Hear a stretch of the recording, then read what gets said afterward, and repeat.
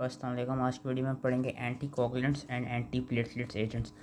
तो इसमें जो शुरू के ऑलमोस्ट 3-3.5 पेजेस थे वो मैं नहीं करवाऊंगा, क्योंकि जो पैथोलॉजी की मैंने वीडियो बनाई थी हीमोस्टेसिस पे, बेसिकली उन्होंने वही उसी का एक तरफ से रिविजन इसमें दिया हुआ है कि how what is the difference between thrombus and embolus. And जब भी कोई किसी भी जगह पे आर्टरीज़ में या कहीं पे भी बॉडी में कहीं डैमेज हो तो प्लेटलेट्स किस तरह, प्लेटलेट्स का रिस्पॉन्स क्या होता है वैस्कुलर इंजरी के अकॉर्डिंगली, तो वो सारा उन्होंने यहाँ पे बेसिकली रिवाइज़ करा हुआ है। हीमोस्टेसिस का कई जो मैंने पैथोलॉजी में वीडियो बनाई थी उसी चीज़ को उन्होंने यहाँ पूरा रिवाइज़ करा हुआ है कि किस तरह प्लेटलेट प्लग बनता है और किस तरह के कहते हैं जो जगह डैमेज होती है फिर वहाँ पे क्लॉट्स बनता है, और अगर ज़्यादा एक्सेसिव क्लॉट बन जाए तो फिर वो थ्रोम्बस कहलाया जाता है। तो उससे रिलेटेड जो हम उस थ्रोम्बस, क्योंकि हम नहीं चाहते कि थ्रोम्बस बनेगा तो फिर आर्टरी ओक्लूड हो जाएगी, which can lead to further different cardiovascular disease या it can lead to further different complications. तो हम थ्रोम्बिन के खिलाफ जो एंटी कोगुलेंट्स हैं उनके बारे में पढ़ेंगे, और जो प्लेटलेट्स जो कि बेसिकली थ्रोम्बस बनाने में रोल प्ले करते हैं, क्योंकि सबसे पहले वही एग्रीगेट करते हैं, फिर एग्रीगेट होकर वो थ्रोम्बस, क्योंकि वहाँ पे पूरा एक पाथवे आता है एक्सट्रिंसिक एंड इंट्रिंसिक पाथवे, जिससे थ्रोम्बिन जो है वो फिर फाइब्रिनोजन को फाइब्रिन थ्रेड्स में कन्वर्ट करके थ्रोम्बस बना देते हैं। तो बेसिकली हम प्लेटलेट एग्रीगेशन इनहिबिटर्स पढ़ेंगे इस वीडियो में, और एंटी कोगुलेंट्स पढ़ेंगे। एंड सॉरी मेरा कैमरा थोड़ा सा हिल रहा है। सबसे पहले प्लेटलेट एग्रीगेशन इनहिबिटर्स में आ जाते हैं। Platelet aggregation inhibitors why are the beneficial, क्योंकि they are helpful in preventing and treatment of occlusive cardiovascular diseases, in the maintenance of vascular grafts and arterial patency, and as adjuncts to thrombin inhibitors और thrombolytic therapy. सबसे most important जो platelet aggregator जो कि हमने NSAIDs की video में पढ़ा था, एस्पिरिन। एस्पिरिन कैसे प्लेटलेट्स को एग्रीगेट करता है, प्लेटलेट्स एग्रीगेशन को इनहिबिट कैसे करता है, याद रखना है प्लेटलेट एक्टिवेशन को नहीं, ये प्लेटलेट एग्रीगेशन को इनहिबिट कर रहा है। प्लेटलेट एग्रीगेशन कौन कराता था, थ्रोम्बोएक्सिन A2 कराता था। होता क्या है कि जब भी प्लेटलेट्स हमारे स्टिमुलेट होते हैं थ्रोम्बिन से और ADP से, तो करते हैं क्या, जो उनकी प्लेटलेट की मेम्ब्रेन होती है बेसिकली वो एक्टिवेटेड हो जाती है, और वो करती है क्या, जो प्लेटलेट की मेम्ब्रेन होती है वो उसके पास एक फॉस्फोलाइपेजेस के थ्रू वो एराकिडोनिक एसिड को वो करती है, रिलीज़ करती है। एराकिडोनिक एसिड क्या होता है, एराकिडोनिक एसिड कन्वर्ट हो जाता है प्रोस्टाग्लैंडिन H2 में बाय COX-1, और फिर वहाँ से आगे पूरा एक पाथवे आता है जिससे वो थ्रोम्बोएक्सिन A2 में कन्वर्ट हो जाता है। सॉरी मेरा पंखे की वजह से कैमरा शायद हिलता है इस वीडियो में।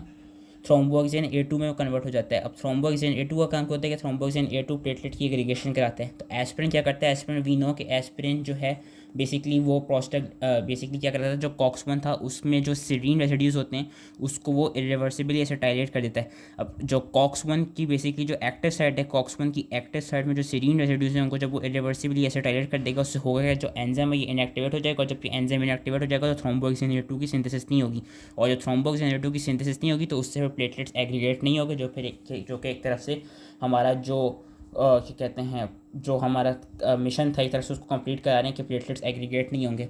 और एस्पिरिन की कितनी वो होती है लाइफ, क्या कहते हैं, जो एस्पिरिन इंड्यूस सप्रेशन होती है वो कितने क्या कहते हैं कितनी लंबी होती है, it is approximately 7 to 10 days, और ऑलमोस्ट अबाउट लाइफ जितनी प्लेटलेट्स की लाइफ होती है उतनी ही long lasting aspirin induce suppression होती है थ्रोम्बोएक्सिन A2 की। तो इसमें अगर हम रिपीटेड एडमिनिस्ट्रेशन करें एस्पिरिन की तो हमको एक क्युमुलेटिव इफेक्ट मिलेगा फंक्शन ऑफ प्लेटलेट पे, जो कि ज़्यादा अफेक्टिव होगा जब हम प्लेटलेट्स की एग्रीगेशन को इनहिबिट कराना चाह रहे हैं। अब जो थेराप्यूटिक यूजेस हैं, इवन हमने एनसेट्स की वीडियो में थेराप्यूटिक यूजेस पढ़े थे एस्पिरिन के, लेकिन यहाँ पे हम क्योंकि according to basically cardiovascular disease से रिलेटेड हम बात करें तो उसके अकॉर्डिंग हम थेराप्यूटिक यूजेस पढ़ेंगे, और उसी के अकॉर्डिंग हम एडवर्स इफेक्ट्स पढ़ेंगे। थेराप्यूटिक यूज़ क्या है, तो prophylactic treatment of transit cerebral ischaemia to reduce incidence of recurrent MI and to decrease mortality in the setting of primary and secondary prevention of MI। और इसकी जो dose होती है जो कि कहते हैं इनएक्टिवेट करती है प्लेटलेट्स को, वो पूछी जाती है। वैसे तो 50 से 325 मिलीग्राम्स रेंज है डेली, लेकिन जो जिसमें कंप्लीट इनएक्टिवेशन होती है प्लेटलेट्स की वो है 75 मिलीग्राम ऑफ एस्पिरिन, और ये कभी कभार ऐसे क्यूज में पूछा जाता है dose of aspirin which is 75 milligrams.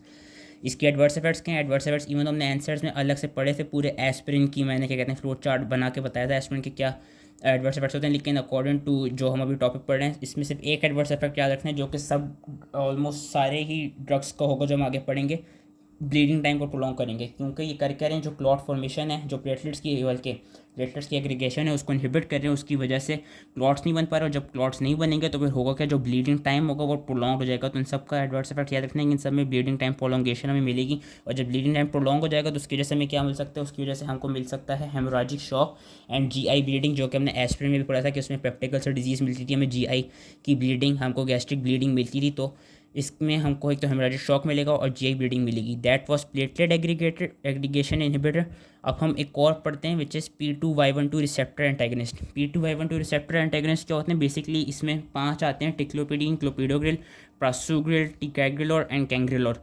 और ये क्या है? ये P2Y12 ADP रिसेप्टर इनहिबिटर्स हैं। बेसिकली होता क्या, क्योंकि वी नो के ADP अगर मेरी पैथोलॉजी की वीडियोस देखी हो कि ADP और thrombin are the activators of platelets. अब यहाँ पे हम प्लेटलेट एग्रीगेशन की नहीं बात करें, यहाँ पे हम प्लेटलेट एक्टिवेशन की बात करें। होता क्या है, जो एडीपी होता है, एडीपी करता क्या है, एडीपी जो एडीपी जो अपने P2Y12 रिसेप्टर्स होते हैं उनके थ्रू जाके वो कैल्शियम की स्टिमुलेशन कराता है, और कैल्शियम की स्टिमुलेशन की वजह से क्या होता है कि जो ग्लाइकोप्रोटीन 2B3A रिसेप्टर होता है वो एक्टिवेट होता है। और जब ये रिसेप्टर एक्टिवेट होता है इसकी वजह से होता है कि ये रिसेप्टर बेसिकली कराता है कि इसी रिसेप्टर की वजह से जो फाइब्रिन के थ्रेड्स हैं वो उनकी बाइंडिंग होती है, और फाइब्रिन की थ्रेड्स की बाइंडिंग होती है, जिसकी वजह से फिर प्लेटलेट्स के दरमियान क्रॉस लिंकिंग बनती है। तो हम एक तरफ से क्या करा कर रहे हैं, जब हम P2Y12 रिसेप्टर इनहिबिटर दे रहे हैं, ये 5 ड्रग्स दे रहे हैं, तो उसकी वजह से हो क्या, उसकी वजह से ये हो रहा है कि एडीपी अपने रिसेप्टर पर एक्ट नहीं कर पा रहा है, जिसकी वजह से कैल्शियम नहीं रिलीज होगा, जिसकी वजह से हमको जो एंड रिजल्ट मिलेगा वो ये मिलेगा कि हमको फाइब्रिन की क्रॉस लिंकिंग नहीं मिलेगी, जिसकी वजह से हम अगेन प्लेटलेट एग्रीगेशन को, एक तरफ से ये भी प्लेटलेट एग्रीगेशन इनहिबिशन ही हुई कि हम प्लेटलेट्स की एग्रीगेशन नहीं होने देंगे, क्योंकि जो जी ग्लाइकोप्रोटीन 2B3A रिसेप्टर है वो एक्टिवेट नहीं हो रहा होगा। वो क्यों नहीं एक्टिवेट हो रहा होगा? क्योंकि कैल्शियम नहीं होगा। कैल्शियम क्यों नहीं आ रहा होगा? क्योंकि एडीपी जिस रिसेप्टर पर एक्ट करता है वो इनहिबिट हो गया। उसके लिए 5 ड्रग्स इंपॉर्टेंट है, ये याद रखने। और ये भी याद रखना है कि जो क्या कहते हैं, इसमें याद रखना है कि जो टिकैग्रिलोर और कैंग्रिलोर जो हैं ये बेसिकली रिवर्सिबल मैनर में इनहिबिट करते हैं, वेरस बाकी चीज़ जो हैं टिक्लोपिडीन, क्लोपिडोग्रिल, प्रासुग्रिल, ये आपके इरिवर्सिबली इनको इनहिबिट कर देते हैं। और जो मैक्सिमम इनहिबिशन हमें मिलती है प्लेटलेट एग्रीगेशन की वो हमको कैंग्रिलोर से मिलती है। कैंग्रिलोर 2 मिनट के अंदर अंदर प्लेटलेट एग्रीगेशन को इनहिबिट कर देता है, वेरस अब बाकी जो हैं ये एमसीक्यूज़ में शायद पूछा जा सकता है, बाकी जो है कैंग्रिलोर जो है वो 1 to 3 आवर्स लेता है, टिकैग्रिलोर 2 to 4 आवर्स, और प्रासुग्रिल और क्लोपिडोग्रिल 3 to 4 डेज और 3 to 5 डेज रिस्पेक्टिवली लेते हैं। इनके थेराप्यूटिक यूजेस क्या हैं? इनके थेराप्यूटिक यूजेस अलग अलग से। क्लोपिडोग्रिल अगर आपके इमरजेंसी डिपार्टमेंट में वो क्या कहते हैं कभी जाना हुआ तो वहाँ पे ये चीज़ पड़ी होगी, जब एक्यूट कोरोनरी सिंड्रोम होता है उसमें clopidogrel first line of treatment के लिए दी जाती है। बेसिकली क्लोपिडोग्रिल क्या है, इट इज़ अप्रूव्ड फॉर, इसके जो थेराप्यूटिक यूज़ है कि it is approved for prevention of atherosclerotic events in patients with recent MI और stroke and in those with established peripheral arterial disease.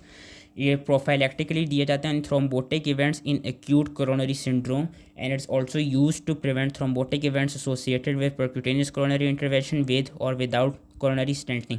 इसमें जो मोस्ट इंपॉर्टेंट है वो ये वाला याद रखना है कि it's prophylaxis of thrombotic events, it is given prophylactically in thrombotic events in acute coronary syndrome. क्योंकि अगर खुदा ना खास्ता इमरजेंसी डिपार्टमेंट में कोई एक्यूट कोरोनरी सिंड्रोम का बंदा आ गया तो वहाँ पे भी हम क्लोपिडोग्रिल को यूज़ कर रहे होते हैं।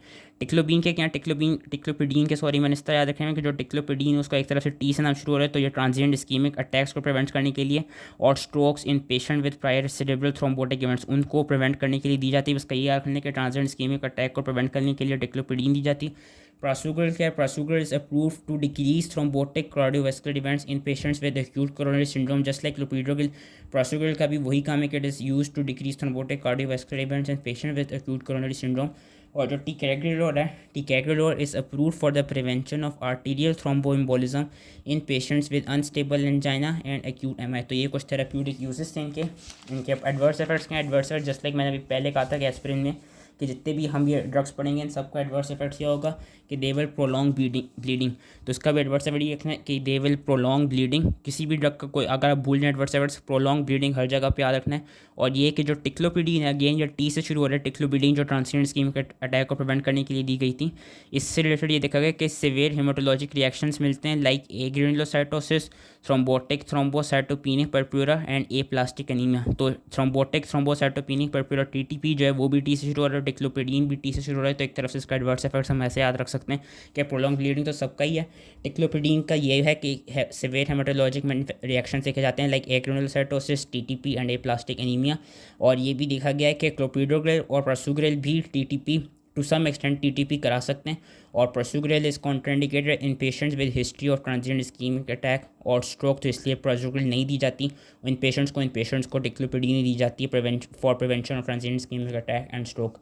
लास्टली जो प्लेटलेट एग्रीगेशन इनहिबिटर हैं वो हमारे पास आते हैं glycoprotein 2B3A inhibitors. Glycoprotein 2B3A का इनहिबिटर्स का मैंने वही कहा था कि करते क्या हैं कि ये फाइब्रिन थ्रॉट के जो फाइब्रिन थ्रेड्स हैं बेसिकली वो उनको आपस में बाइंड कराते हैं, उनके साथ जाके बाइंड करते हैं, जिससे फिर हमारे पास प्लेटलेट्स के क्रॉस लिंक्स बनते हैं। तो जब हम इसको इनहिबिट कर देंगे तो प्लेटलेट्स की क्रॉस लिंकिंग नहीं हो पाएगी। इसमें 3 ड्रग्स आते हैं, एफसिक्सीमैब, एप्टिफेबटाइड एंड टायरोफिबियन। इसमें से मुझे एफसिक्सीमैब ज़रा ईजिली याद हो गया, तो क्योंकि इसका आसान तरीका ये कि वो है मोनोक्लोनल एंटीबॉडी, तो इसके नाम के एंड में मैब आ रहा है। और एफ60 मैब इस तरह याद रखना कि लेट सपोज के जो एब्स होती हैं 6 एब्स होती हैं, तो एफ60 मैब इस तरह करके आपने ये वाला नाम याद कर लिया। और इसका यही है कि ये क्या कर रहा है, जो ग्लाइकोप्रोटीन 2B3A रिसेप्टर्स हैं उनको ये बेसिकली इनहिबिट कर रहा है।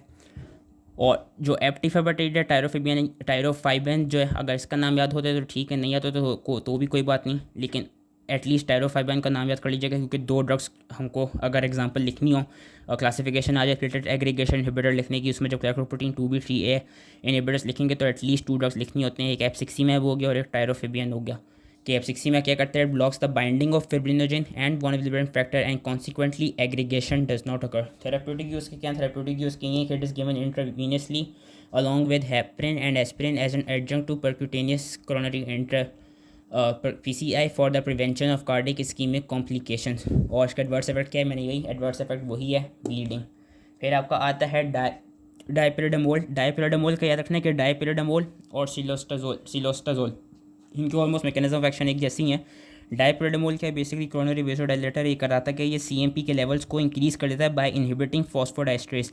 जब ये फॉस्फोडाइस्ट्रेस को इनहिबिट करेगा उसकी वजह से सीएमपी के लेवल्स इंक्रीज़ हो जाएंगे, और जब intracellular levels of CMP increase होंगे प्लेटलेट्स में तो उसकी वजह से होगा क्या, उसकी वजह से ये होगा कि there will be decrease thromboxane A2 synthesis. याद रखना है कि जब प्लेटलेट्स में सीएमपी के लेवल्स बढ़ते हैं तो उसकी वजह से थ्रोम्बोक्सिन A2 की सिंथेसिस डिक्रीज हो जाती है, जिसकी वजह से फिर प्लेटलेट एग्रीगेशन नहीं हो पाती। और इट इज़ यूज जो डायपिरिडामोल है, it is basically used for stroke prevention and is usually given in combination with aspirin। और इट इज़ क्या कहते हैं, इसके जो एडवर्स इफेक्ट हैं, एडवर्स इफेक्ट एक तो वही ब्लीडिंग है, उसके अलावा it can cause headache, dizziness and can lead to orthostatic hypotension and patients with unstable angina should not use dipyridamole because of its vasodilating properties which may worsen ischaemia. Lastly cilostazol क्या है, सिलोस्टाजोल भी वही vasodilator ही है। ये क्या कराता है, ये फॉस्फोडाइस्ट्रेस टाइप 3 को इनहिबिट करता है, जिससे इवेंचुअली रिजल्ट क्या मिलता है, ये मिलता है कि जो सीएमपी की डिग्रेडेशन है वो प्रिवेंट हो जाती है, जिसकी वजह से सीएमपी के लेवल्स बढ़ जाते हैं, जिसकी प्लेटलेट्स में सीएमपी के लेवल्स बढ़ जाते हैं, जिसकी वजह से प्लेटलेट्स की एग्रीगेशन नहीं हो पाती। हेडेक और जीआई साइड इफेक्ट्स, इसके एडवर्स इफेक्ट्स देखे जाते हैं, like diarrhoea, abnormal stools, dyspepsia and abnormal pain, और it is integrated in patients with heart failure. ये चीज़ याद रखनी है। तो ये सारे थे प्लेटलेट एग्रीगेशन इनहिबिटर्स।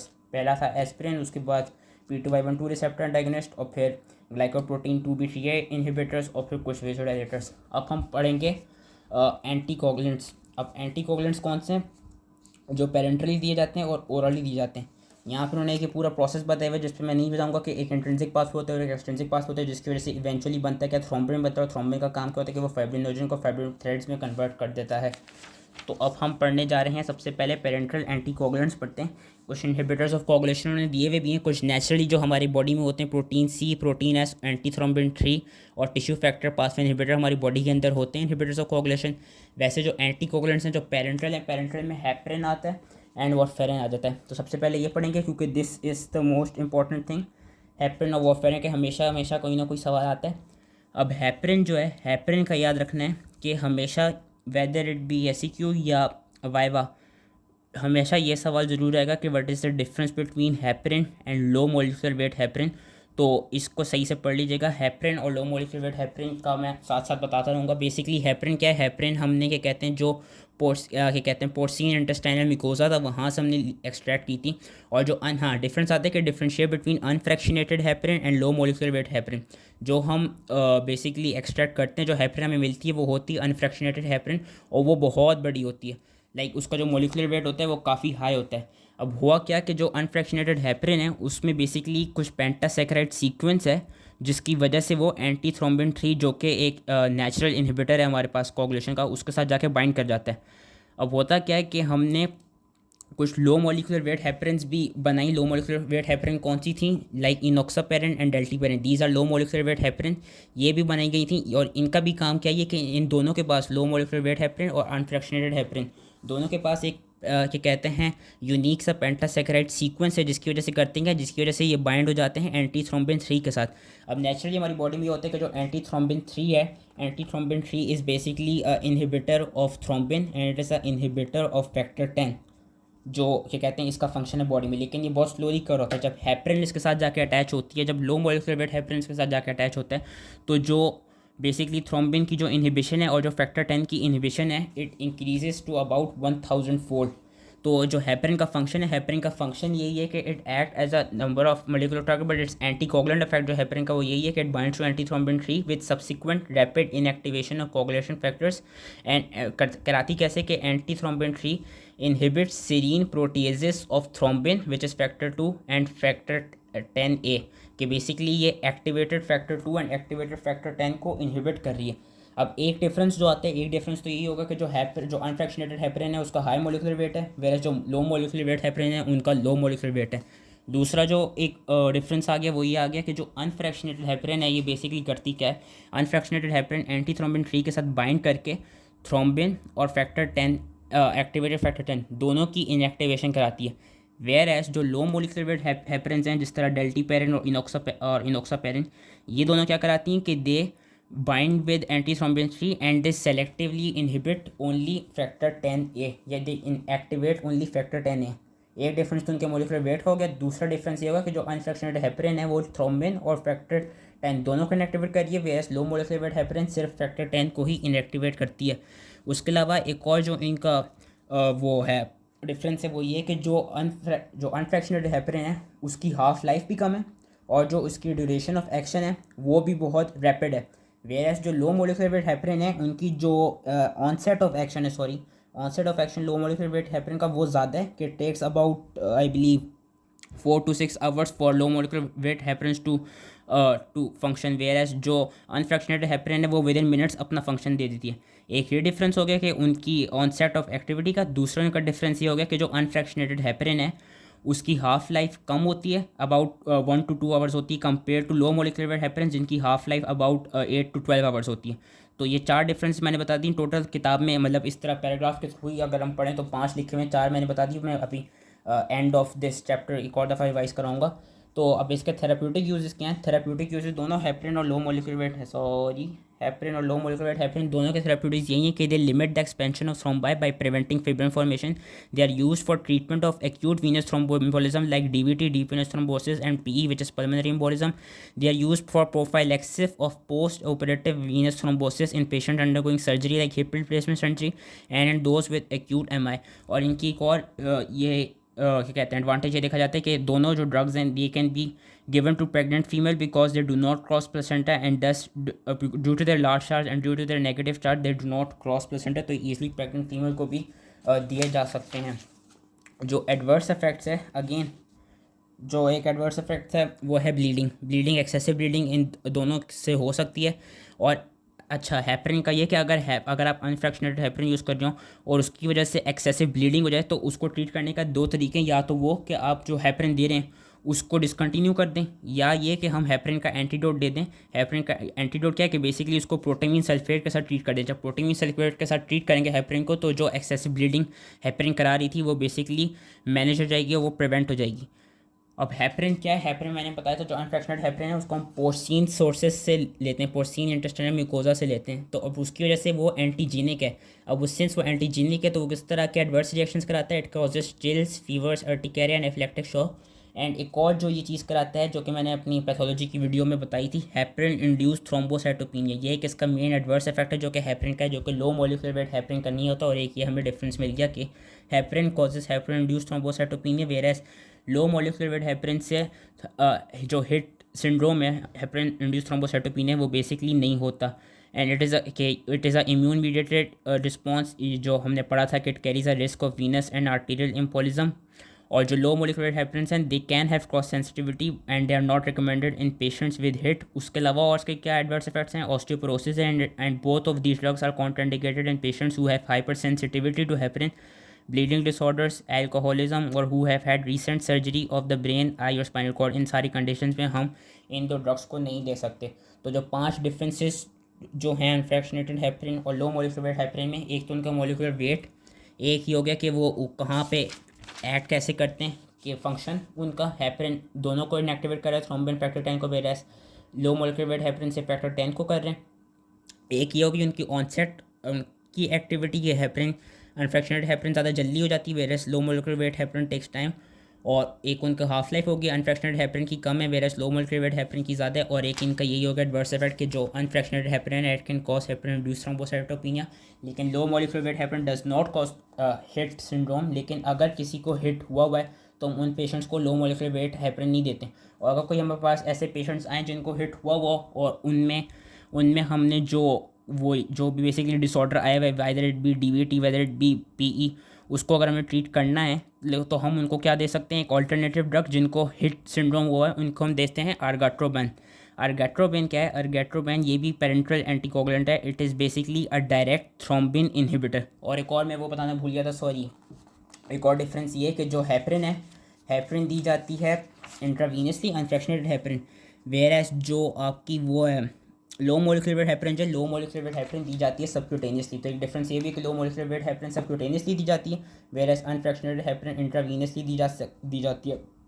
अब अर्गेट्रोबेन क्या है कि it is a direct thrombin inhibitor, की जो डायरेक्टली लास्ट स्टेप जो था एक्सट्रिंसिक और इंट्रिंसिक पाथवे में जो बेसिकली फाइब्रिनोजेन को फाइब्रिन में कन्वर्ट करा था, वो उसी थ्रोम्बिन को जाकर इनहिबिट कर रहा है। And it is use for prophylaxis और treatment of venous thromboembolism in patients with HIT, जिनको हाइपर इंड्यूस थ्रोम्बोसाइटोपेनिया है उनको हम अर्गाट्रोबेन देते हैं for treatment of venous thromboembolism. And it is also approved for use during PCI which is percutaneous coronary intervention in patients who have और are at risk of developing HIT. और इसकी जो anticoagulant effects हैं they are immediate, और adverse effect इसका वही है कि इट कॉजेज ब्लीडिंग। फिर आपका आ जाता है बाइवेलिरुडिन एंड डेजिरुडिन। ये इतना इंपॉर्टेंट नहीं है, लेकिन इनका भी याद रखना है कि जो बाइवेलिरुडिन और डेजिरुडिन ये दोनों भी क्या हैं कि they are direct thrombin inhibitors just like argatroban, and they reversibly inhibit the catalytic site of both free and clot bound thrombin. और जो बाइवेलिरुडिन जो है it is basically alternative to heparin in patients undergoing percutaneous coronary intervention who have और are at risk for developing HIT, whereas जो desirudin है, desirudin is indicated for prevention of DVT in patients undergoing hip replacement surgery और bleeding. Again in दोनों का main adverse effect है, ये वाले इतने इंपॉर्टेंट नहीं है। लेकिन फिर एक और आपका आता है last parenteral anticoagulant which is fondaparinux. Fondaparinux क्या है? Fondaparinux basically it is selectively it inhibits factor 10। ये जो हमने अभी बाइवेलिरुडिन, डेजिरुडिन और अर्गाट्रोबेन पढ़े थे ये थे डायरेक्ट थ्रोम्बिन इनहिबिटर। फोंडापेरिनुक्स क्या है? फोंडापेरिनुक्स है डायरेक्ट फैक्टर 10A इनहिबिटर। अब जब फैक्टर 10A इनहिबिटर है तो बेसिकली क्या हो गया कि it is used in treatment of DVT and PE and for prophylaxis of venous thromboembolism in the setting of orthopaedic and abdominal surgery. और इसका भी एडवर्स इफेक्ट क्या है? इसका भी एडवर्स इफेक्ट है ब्लीडिंग। अब लास्ट जो आपका पेरेंटल एंटीकोगुलेंट आता है that is your vitamin K antagonist, that is your most important drug जो कि हम हर जगह पे पढ़ते हैं ऑलमोस्ट, जिसका सबसे कम थेराप्यूटिक इंडेक्स है, दैट इज़ वॉरफेरिन। अब वॉरफेरिन क्या है? It is a vitamin K antagonist. Basically हमने क्या कहते हैं आपके जो फैक्टर 2, 7, 9 और 10 है, होता क्या है कि इनकी दे अंडरगो विटामिन के डिपेंडेंट पोस्ट ट्रांसलेशनल मॉडिफिकेशन। अब पोस्ट ट्रांसलेशन मॉडिफिकेशन में होती क्या है कि जो ये वाले लेट्स सपोज ये जो भी प्रिकर्सर्स बने हुए हैं फैक्टर 2, 7, 9, 10 के, ये विटामिन के के साथ इनकी होती है CO2 इन पर जाकर अटैच होता है, एक कार्बोक्सिलेशन रिएक्शन होता है। उस कार्बोक्सिलेशन रिएक्शन में होता क्या है कि जो इनके ग्लूटामिक एसिड रेसिड्यूज होते हैं ना, बेसिकली वो उनको कार्बोक्सिलेट कर दिया जाता है। तो ग्लूटामिक एसिड रेसिड्यूज होते हैं they are carboxylated to form gamma carboxy glutamic acid residues. अब gamma carboxy glutamic acid residues क्यों चाहिए? क्योंकि जब gamma carboxy glutamic acid residues बन जाएंगे तो बेसिकली यही रेसिड्यूज जो हैं यही कैल्शियम की बाइंडिंग करेंगे, और जब कैल्शियम की बाइंडिंग हो जाएगी तो फिर इनकी ये जो कोगुलेशन फैक्टर्स हैं इनकी ईजिली इंट्रैक्शन हो जाएगी प्लेटेड मेम्ब्रेन के साथ, जब भी ये क्या कहते हैं क्लॉट की फॉर्मेशन कर रहे होंगे। तो इसलिए जो ये वाली पोस्ट ट्रांसलेशन मॉडिफिकेशन है इट इज़ इंपॉर्टेंट। अगर ये वाली मॉडिफिकेशन नहीं होगी, अगर जो इनकी ग्लूटामाइल एसिडिक रेसिड्यूज हैं अगर वो कार्बोक्सिलेटेड नहीं होंगे, तो फिर ये जो कोगुलेशन फैक्टर्स हैं इनकी बेसिकली इफेक्टिविटी कम हो जाएगी और ये ईजिली प्लेटलेट के साथ इंटरेक्ट नहीं कर पाएंगे, और जिसकी वजह से फिर ये ईजिली क्लॉट फॉर्म नहीं कर पाएंगे। तो इस रिएक्शन में हमें देख सकते हैं हमें चाहिए होता है विटामिन के। विटामिन के अपनी रिड्यूस फॉर्म में होता है, वो कन्वर्ट हो जाता है विटामिन के इपॉक्साइड में। अब सिंस विटामिन के एपॉक्साइड को वापस अपनी रिड्यूस फॉर्म में आना होगा, तो विटामिन के एपॉक्साइड करता क्या, जो ऑक्सीडाइज फॉर्म है विटामिन के की, vitamin K epoxide gets converted into reduce vitamin K through the enzyme called vitamin K epoxide reductase. अब वो जो एंजाइम है ना vitamin K epoxide reductase, basically उस एंजाइम को वारफेरिन इनहिबिट कर रही है। अब उस एंजाइम को जब वारफेरिन इनहिबिट कर रही है विटामिन के एपॉक्साइड रिडक्टेज को, तो उसकी वजह से हो क्या रहा है कि विटामिन के अपनी रिड्यूस फॉर्म में नहीं जा पा रही है। जब विटामिन के अपनी रिड्यूस फॉर्म में नहीं जा पाएगी, तो उसकी वजह से जो हमारे पास क्लॉटिंग फैक्टर्स हैं उनकी सही से कार्बोक्सिलेशन नहीं हो पाएगी। जब उनकी सही से कार्बोक्सिलेशन नहीं हो पाएगी, तो फिर वो अपनी सही जो उनकी इफेक्टिव फॉर्म है उसमें नहीं बन पाएंगे। जब वो नहीं बन पाएंगे सही से, तो वो क्लॉटिंग नहीं करवा पाएंगे। तो इसलिए warfarin it is a most important एक तरफ से एंटी कोगुलेंट, यही इसकी एंटी कोगुलेंट देखी जाती है। जो इसकी एंटी कोगुलेंट एक्टिविटी, यही इन्होंने पूरा यहाँ पर डिस्क्राइब किया हुआ है कि विटामिन के रीजनरेट होता है एपॉक्साइड से bye vitamin K epoxide reductase, और वारफेरिन जो इसको इनहिबिट कर देती है। जब वारफेरिन इसको इनहिबिट करती है, तो जो क्लॉटिंग फैक्टर्स बनते हैं उनकी डिमिनिश एक्टिविटी होती है, ओनली 10 to 40% आर नॉर्मल। और जो थेराप्यूटिक यूज़ है वारफेरिन का, थेराप्यूटिक यूज़ क्या है कि it is use in prevention and treatment of DVT and PE, stroke prevention in setting of atrial fibrillation and or prosthetic heart valves, protein C and protein S deficiency, and antiphospholipid syndrome. It is also used for prevention of venous thromboembolism following orthopedic surgery. जब जो इसके adverse effect ने, एक तो इसका most important adverse effect क्या है, ये है कि वही ब्लीडिंग। दूसरा ये है कि इट इज़ टेरेटोजेनिक, तो it is contraindicated in pregnancy. बाकी इसका नैरो थेराप्यूटिक इंडेक्स होता है। उसके अलावा ये देखा गया कि it can cause skin lesions and necrosis, और एक और रेयर कॉम्प्लिकेशन कराते हैं known as purple toe syndrome. Purple toe syndrome क्या है, basically rare painful blue tinge discolouration of toe which is caused by cholesterol emboli from plaques and it, जो कि कहते हैं वारफेरिन थेरेपी में ऑब्जर्व की जाती है। तो ये इसके कुछ एडवर्स इफेक्ट्स हैं। और इसका ये रखना है कि वारफेरिन की, क्योंकि सिंस वारफेरिन का थेरेप्यूटिक इंडेक्स काफ़ी नैरो होता है, तो उसके लिए हमने स्टैंडर्ड बनाया। उस स्टैंडर्ड का नाम क्या है, INR, international normalised ratio. Basically ये एक स्टैंडर्ड है जिसके थ्रू हम जब भी किसी को वारफेरिन देंगे, तो इस स्टैंडर्ड के थ्रू हम चेक कर होंगे वेदर वारफेरिन अपनी एंटी कोगुलेंट वाली उस पर एक्टिविटी मेंटेन कर रहा है, या वो कोई एडवर्स इफेक्ट्स प्रोड्यूस कर रहे पेशेंट्स के लिए। तो इस इंटरनेशनल नॉर्मलाइज्ड रेशियो एक स्टैंडर्ड के थ्रू हम एक उसकी ऑप्टिमल डोज रखते हैं वारफेरिन की, जो हम फिर हम पेशेंट्स को देखते हैं, और फिर उसको हम साथ साथ मॉनिटर कर रहे होते हैं कि वारफेरिन जो है वो बेसिकली अपनी जो जिस डोजेज पे वो अपने मैक्सिमम एडवर्स इफेक्ट देती है, उस डोज पे वो बेसिकली ना जाए। तो एक ये INR की चीज़ मैंने बतानी थी, क्योंकि ये कभी कभार उसमें MCQs में आ जाता है कि वारफेरिन का INR बढ़ गया है, तो फिर आप क्या कहते हैं, क्या करेंगे। अच्छा हाँ, वारफेरिन का ये कि जिस तरह हमने हेपरिन का देखा, हेपरिन के लिए हम प्रोटेगिन सल्फेट दे रहे हैं।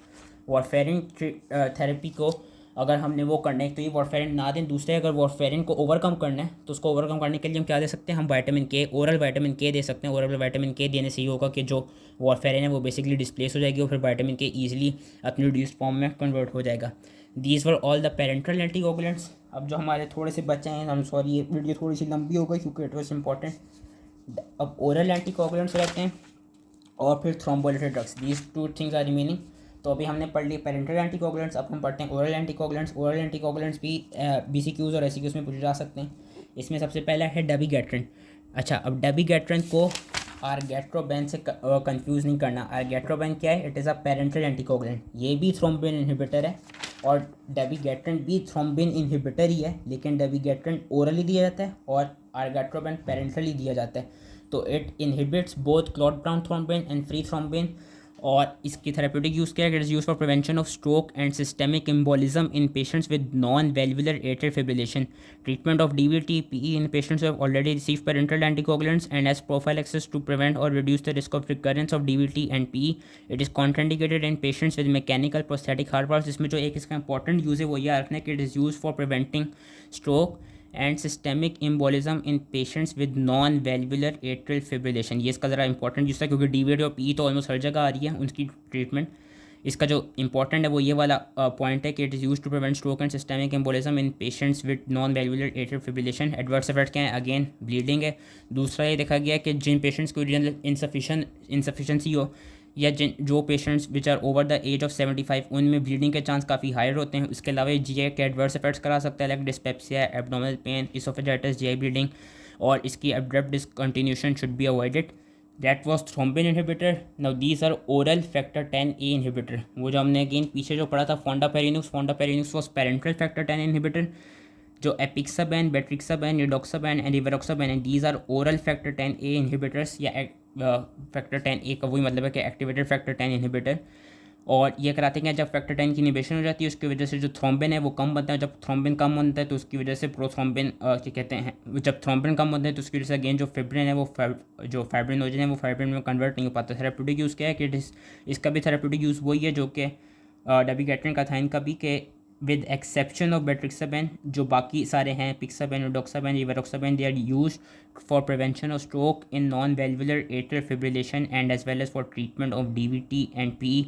और इसका कुछ अलग अलग से भी इन सब के यूजेस लिखे हुए हैं, लेकिन वो उतना याद करने की जरूरत नहीं है कि रिवारोक्साबैन और पिक्साबैन है, they are use for prophylaxis to prevent और reduce risk of recurrence of DVT and PE. जो बेट्रिक्साबैन है, betrixaban is indicated for prophylaxis और DVT and PE in at risk hospitalised medical patient. इसके adverse effect क्या है? Adverse effect वही है इसके कि इट कॉजेज ब्लीडिंग और इनकी abrupt discontinuation should be avoided. Lastly आपके आ जाते हैं थ्रोम्बोलिटिक ड्रग्स। अब थ्रोम्बोलिटिक ड्रग्स कौन से हैं? थ्रोम्बोलिटिक ड्रग्स वो ड्रग्स हैं जो कि बेसिकली थ्रोम्बस जो है उसको जो थ्रोम्बस बन गया है इसको इनहिबिट कर रहे हैं, इसको इसकी लिसिस करा रहे हैं। थ्रोम्बोलिटिक ड्रग्स कि दे डायरेक्टली और indirectly convert plasminogen to plasmin. और प्लाज्मिन का काम क्या है कि प्लाज्मिन क्लीव फिब्रिन, जब वो फिब्रिन को तोड़ देता है तो उसकी वजह से जो क्लॉट होता है वो ईजिली ख़त्म हो जाता है। इसका थेरेप्यूटिक यूज़ क्या है कि treatment of DVT and PE के लिए दिए जाते हैं। और ये क्या कहते हैं आराम से इनका एक और जो वो है यूज़ है कि they are helpful in restoring catheter and shunt function by lysing clots causing occlusions and they're also use to dissolve clots that result in strokes. ये को जो इनके थेरेप्यूटिक यूजेज हैं इसका ये देखा गया है कि for MI these drugs are delivered intra coronary delivery of these drugs and it is most reliable in term of achieving recanalisation. तो इसके इसी फंक्शन की वजह से कि रिकनलाइजेशन करा सकते हैं, इसलिए they are helpful in restoring catheter and shunt function by lysing clots which are causing occlusion and they are also use to dissolve clots that result in strokes. लेकिन इनका जो एक एडवर्स इफेक्ट है ना वो ब्लीडिंग तो है ही है, लेकिन एडवर्स इफेक्ट क्या है कि they can't distinguish between the fibrin of an unwanted thrombus and fibrin of beneficial haemostatic plug, जिसकी वजह से इनका मेजर एडवर्स इफेक्ट है हेमोराज। वो क्या है कि जिस तरह हम यहाँ पे देख सकते हैं कि दोनों जगहों पे डैमेज हुआ है। अब एक जगहों पे हीमोस्टेसिस हो रहा है, यहाँ पे अभी डैमेज हुआ है, अब यहाँ पे हीमोस्टैटिक प्लग बन रहा है। जो नॉर्मल हमारे बॉडी की साइकिल है कि इसको ब्लीडिंग को प्रिवेंट वही डैमेज को ख़त्म करने के लिए हीमोस्टेसिस हो रहा है, हीमोस्टैटिक प्लग बना है यहाँ पे। और यहाँ पे हम देख सकते हैं कि एक्सेसिव हीमोस्टेसिस की वजह से थ्रोम्बस बन गया है। अब हम इस थ्रोम्बस को ट्रीट करना चाहते हैं तो हमने दे दिया थ्रोम्बोलिटिक ड्रग। थ्रोम्बोलिटिक ड्रग ने नो डाउट इस थ्रोम्बस को डिक्रीज तो कर दिया, लेकिन इसने साथ साथ क्या किया कि they can't differentiate between fibrin of unwanted thrombus and fibrin of beneficial haemostatic plug. जो एक हीमोस्टैटिक प्लग बना हुआ था एक इंजरी के दौरान, जो हीमोस्टैटिक प्लग बना था जो कि हमारे लिए बेनिफिशियल था, थ्रोम्बोलिटिक ड्रग्स ने क्या किया कि इसको भी ख़त्म कर दिया। इसको ख़त्म करने की वजह से हुआ क्या? Excessive bleeding. और ये हम देख सकते हैं कि नो डाउट थ्रोम्बस तो कम हो गया, जो ऑक्लूजन हुई हुई थी आर्टरी की वो तो कम हो गई, लेकिन सिंस ये वाला जो बेनिफिशियल हीमोस्टैटिक प्लग था ये भी ख़त्म हो गया, इसकी वजह से इट कॉजेज हेमरेज। इसका मेन एडवर्स इफेक्ट क्या है कि they cause haemorrhage and they cause excessive bleeding and thus they are contraindicated in pregnancy, in patients with healing wounds, in patients with history of cerebrovascular accidents, brain tumour, head trauma, intracranial bleeding and metastatic cancer. कि specially वो जिनको कोई भी head की injury हुई हो उनमें भी दे आर नॉट रिकमेंडेड, क्योंकि अगेन हमें पता है कि अगर हमारी जो ब्रेन की ब्लड सप्लाई वहाँ पे कहीं हेमरेज हो गया तो it can eventually lead to death. इसलिए इन पेशेंट्स में भी कॉन्ट्राइंडिकेटेड हैं जिनको सेरिब्रोवैस्कुलर एक्सीडेंट हुआ हो, जिनको कोई भी किसी भी अदर फॉर्म की हेड इंजरी हुई हो। इसमें दो आते हैं, एल्टीप्लेस और टेनेक्टिप्लेस। एल्टीप्लेस क्या है?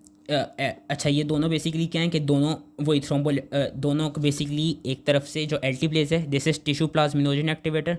टेनेक्टिप्लेस क्या है? Tenecteplase is a recombinant tissue plasminogen activator. और टेनेक्टिप्लेस क्यों बनाया गया? क्योंकि जो टेनेक्टिप्लेस है उसकी हाफ लाइफ काफ़ी लॉन्ग है।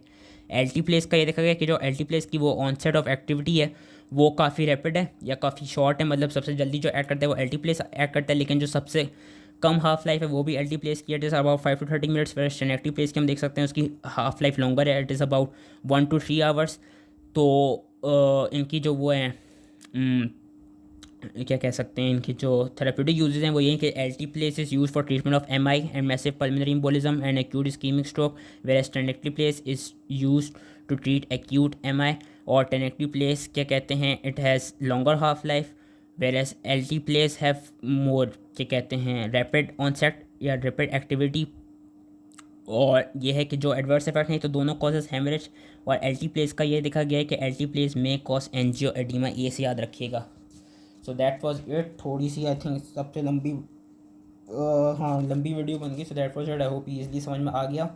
इसमें एक और चीज़ जो MCQs में पूछी जा सकती है जो मैं बताना भूल गया जब मुझे याद आ गई, आइडियालुसीज़ुमैब जो है that is basically antidote of dabigatran. जिस तरह जब हेपरिन अगर ज़्यादा दी जाए तो उसको ट्रीट करने के लिए प्रोटामिन सल्फेट देते हैं, वारफरिन ज़्यादा दे दी जाए तो उसको ट्रीट करने के लिए विटामिन के देते हैं। उसी तरह अगर ज़्यादा आप डेबिगेट्रन दे दें और डेबिगेट्रन की वजह से अगर ज़्यादा ब्लीडिंग शुरू हो जाए तो उसको हम प्रिवेंट करने के लिए या तो ये करा सकते हैं कि डेबिगेट्रन के यूज़ को कम कर दें, या हम आइडोलुसीज़ुमैब दे दें जो कि बेसिकली एक मोनोक्लोनल एंटीबॉडी है जो कि basically bleeding due to dabigatran को ट्रीट करती है। So that was all related to anti coagulants and anti platelet agents. I hope easily समझ में आ गया हो। सॉरी मेरा कैमरा इस वीडियो में हिल रहा था एंड थैंक यू।